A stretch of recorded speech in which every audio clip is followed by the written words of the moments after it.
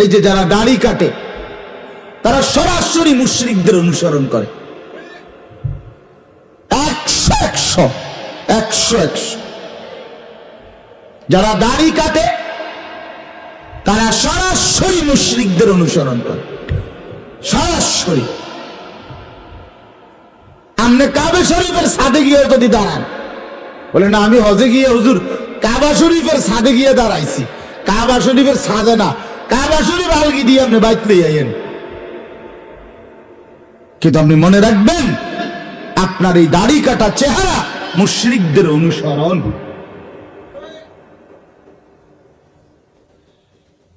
হ্যাঁ, কারণ সবচেয়ে ভয়ঙ্কর কথা হইল নবীজি যতবার দাড়ি লম্বা করার কথা বলছে, আল্লাহর কসম, রব্বে কাবার কসম, ততবারই নবী আগে এই কথাইটা বলছে, খালিফুল মুশরিকিন, মুশরিকদের বিরোধিতা করো। এরপরে কইছে ওয়াফিরুল লোহা, দাড়ি লম্বা করো। মানে এই কথাটা নলে এমনি মিলে কইলো কা, কথা বুঝেন না? এটা এমনি মিলে কইলো কেন?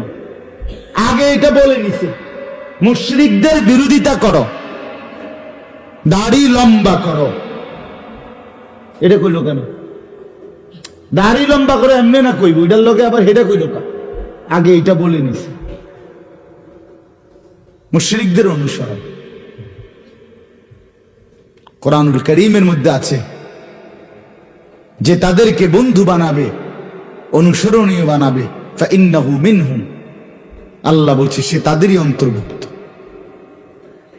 আর এই হাদিস তো আপনারা শুনছেনই, মান তাশাব্বাহা বিকাউমিন ফাহুয়া মিনহুম, যে যাকে অনুসরণ করবে সে তারই অন্তর্ভুক্ত, রাসূল বলছে।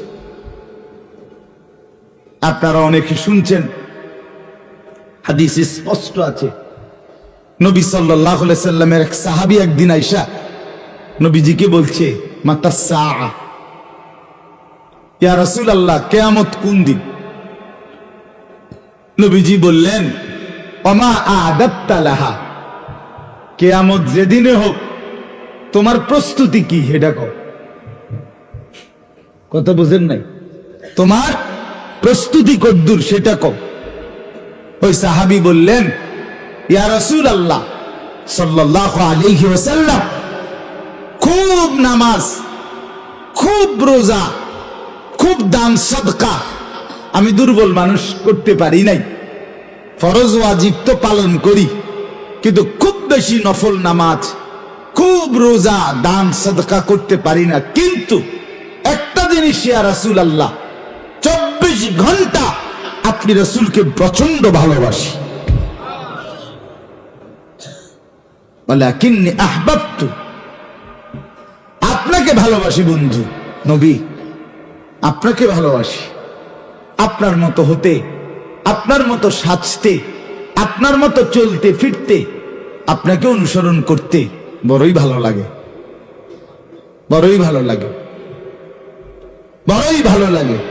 খোদার কসম, রাসূল বলছে, যাও নিশ্চিন্তে যাও, আল মারউ মা'a মান আহাব্বা, মনে রাখবা হাসরের ময়দানে সে তার সাথেই হবে, তাকে সে যাকে ভালোবাসতো, যাকে ভালোবাসতো দুনিয়ায়, হাসরের ময়দানে সে তার সাথেই হবে।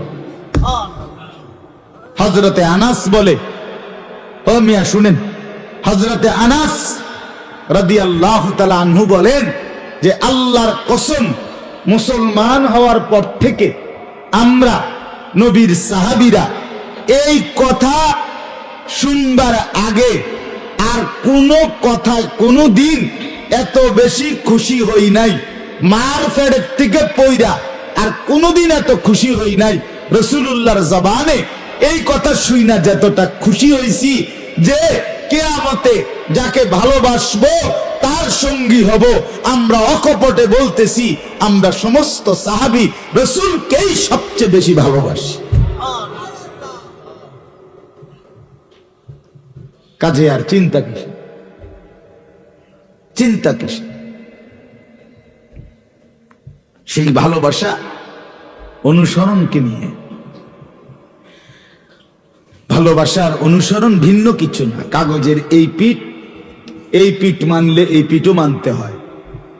কাগজের এই পিঠ আছে, এটা নাই। নজরুল ভাই কয় না নাই, এটা আলাদা করা যাবে তো? এই কাগজের এই পিঠ রাখতে হইলে এই পিঠ আলাদা করতে পারবেন তো? এই পিঠ আলাদা করলে এই পিঠ থাকবে তো? ঠিক একরকম মহব্বত অনুসরণ কাগজের এই পিঠও। যে ভালোবাসে সে অনুসরণ করে, যে অনুসরণ করে সে ভালোবাসে।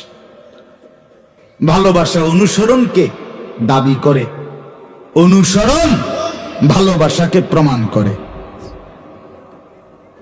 ইন্নাল মুহিব্বা লিমান ইউহিব্বু মুতিউ, যে যাকে ভালোবাসে সে তার অন্তর্ভুক্ত। রাসূলুল্লাহ সাল্লাল্লাহু আলাইহি সাল্লাম তাশাব্বুহ, যে পুরুষ নারীর সাদৃশ্য অবলম্বন করে নবী তাকে বলছে লানত, তার উপর খোদার গজব, তোর উপরে আল্লাহর লানত।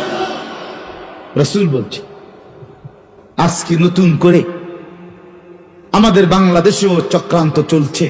ইউরোপের এক নিকৃষ্ট, মানবতার ইতিহাসের সবচেয়ে জঘন্য নিকৃষ্ট এক চেতনা বাংলাদেশেও চালু করার চেষ্টা চলতেছে।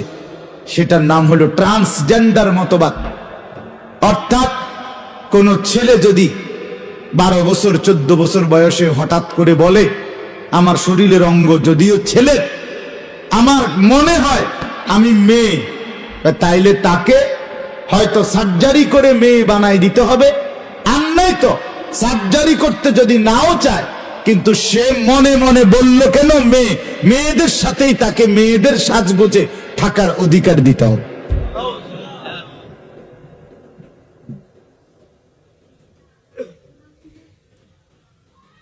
ট্রান্সজেন্ডার কোন মেয়ে যদি 14 বছর 18 বছরের কোন মেয়ে যদি বলে আমার দেহ যদিও মেয়ে, কিন্তু আমার মন বলতেছে আমি ছেলে, তাইলে হয়তো তাকে সার্জারি করে ছেলে বানায় দিতে হবে, কাটাকাটি করে।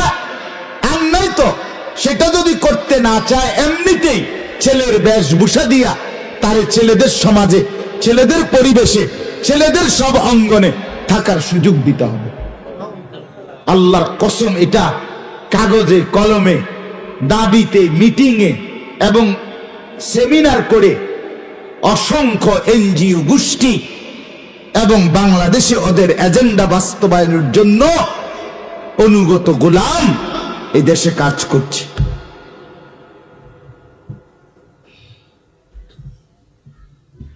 মুরব্বীরা গো এটি কি তো এরকম কথা তো শুনছি না, আরো কত কিছু শুনছেন না আপনারা। আপনাদের ছেলেদের মোবাইলে ওরা কি গুনাহ করে আপনি জানেন তো না, আপনি কল্পনাও করতেন না। আপনারে বুঝাইতে হইল।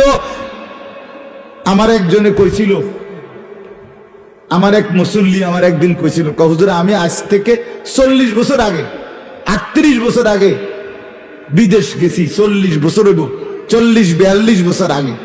তখন সে বলছিল এই 42-40 বছর আগে যখন বিদেশ, মধ্যপ্রাচ্যের এক দেশে, আরব দেশে, আমরা দুইজন করে মালিকে আমগো বাংলাদেশি করে থাকতে দিছে এক রুমে। তো মাস শেষে যখন বেতন দিছে দুজনের একটা রুমে, এই দুইজনের মধ্যে একজন ওইতের বেতনের টাকা কিছু চুরি করে গেছে। তো এখন এই যার টাকা চুরি করছে সে ওই আরবি মালিক রে, আর আগের কথা, এখন অনেক চালাক, আগের কথা বলতেছি। তো আরবি মালিক রে সে বলছে এ আমার রুমমেট আমার টাকা নিছে গা, কথা বলছি। তো উনি বলতেছে হুজুর কসম, ওই আরবি মালিক রে এক টানা 2 মাস এইতে কথাটা বুঝাইতে চেষ্টা করছে যে এইতে আমার টাকা নিছে গা, সেইতে কথাটাই বোঝে না। এইতে কয় না আমি তো তার বেতন দিছি, তে তোর টাকা নিবে কেন? মানে এই যে টাকা নিতে বেতন নেওয়ার পরেও এই কথাটাই হেতের মাথার ঢোকে না। পারলই না বেটারে এই কথাটা বুঝাইতো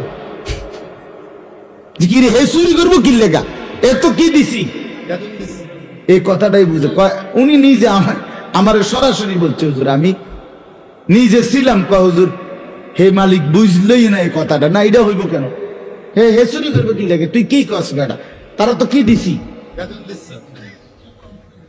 না আমার কথাটা বুঝছেন হ্যাঁ তো এটা বুঝতেই আছেন আমগো চাচারা বুঝতই না এখন ছেলেদের গুনাহ বললে বুঝতই না প্রথম যে সময় আমারও কইছে যে হুজুর এমনি ছাইয়া ছাইয়া কথা কম যায় মোবাইলে আরো আগের কথা কইতিস আমি দূর বেটা বেকুব বেটা কি কস না কস বেটা না হুজুর সৌদি আরবে বেটা আত্মীয় স্বজনের লগে ডাইরেক্ট ছাইয়া ছাইয়া কথা কম সেটা এখন কি পরিমাণ সহজ সেটা এখন কি পরিমাণ সহজ না এই জন্য অশ্লীলতা মারাত্মক পর্যায়ে দাঁড়াইছে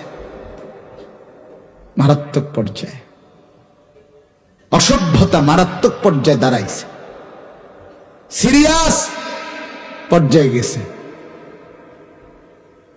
ট্রান্সজেন্ডার এখন বুদ্ধিজীবীরা উপস্থিত সদস্যদেরকে আমি কিছুদিন আগে এক সেমিনারের বক্তব্য শুনছি সেখানে একজন বিখ্যাত ব্যক্তি বলছে কথাটা বক্তব্যে এখানে নারী পুরুষ তৃতীয় লিঙ্গ এবং ট্রান্সজেন্ডার যারাই আছেন সবাই আমাদের আপন এই শব্দ তো নতুন বক্তব্যের মধ্যেও সম্ভাষণের মধ্যে এই কথা নতুন করে বলতে হলো কেন এটা তো বাংলাদেশে আগে ছিল না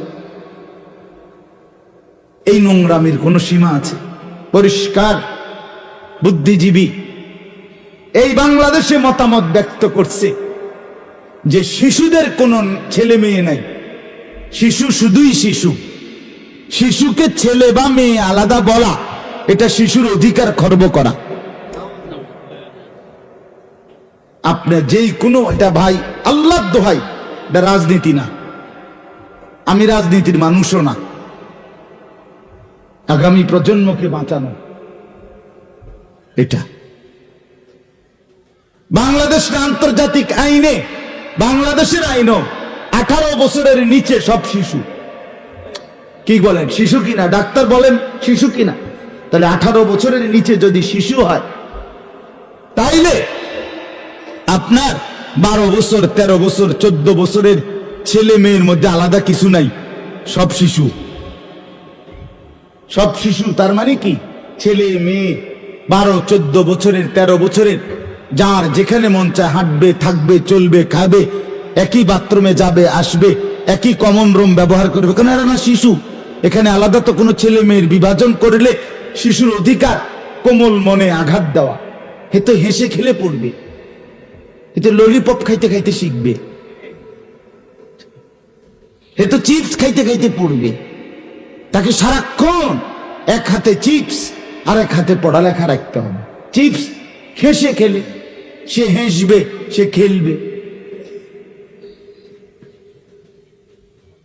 এই তামাশা এই জন্য আমি আপনাদের কাছে অনুরোধ করছি ছেলেরা বাপ তোমাদেরকে বলছি তোমাদের জীবন শেষ না আমার নওজোয়ান ছেলেরা তোমরাই পৃথিবীতে শেষ না এমন না বিষয়টা যে তোমাদেরকে দিয়েই কিয়ামত আল্লাহ চাহে তো আগামী 20 বছর